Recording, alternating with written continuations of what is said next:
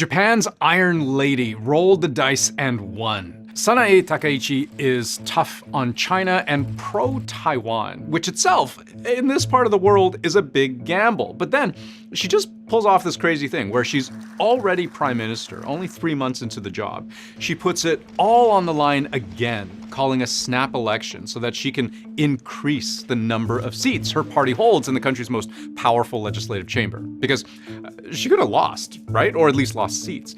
But her party ends up winning a 2/3 supermajority, which is the kind of overwhelming win you need if you want to start rewriting the country's constitution, which, by the way, Takaichi intends to do.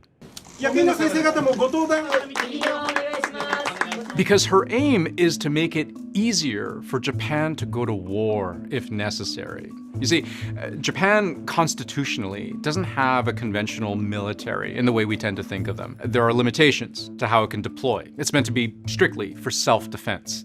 Takaichi wants to change that. She's very hawkish on defense. She's very forward-leaning on Japanese defenses and the kinds of steps Japan should take. And where this gets really provocative is that in Parliament back in November, Takaichi basically conveys that if China were to move in on Taiwan, Japan just might defend it.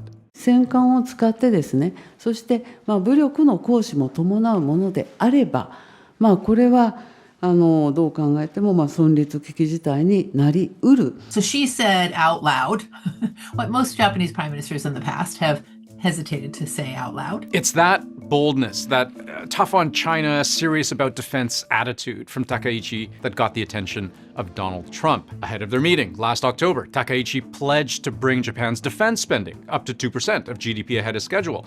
That's a big deal for Trump. And like Trump, Takaichi is taking a tough stance on immigration, passing stricter rules on permanent residency and naturalization. Trump has said the two have a great relationship and that this is a golden age for the US-Japan alliance. And even before knowing the outcome of the snap election Takaichi had just called, Trump said he was looking forward to welcoming her to the White House as prime minister. So, what this all adds up to for Takaichi is a big win, a broad, supermajoritarian mandate to set a more aggressive military agenda to bolster Japan's defenses and stand up to China. But also, at least for now, she's won Donald Trump's approval.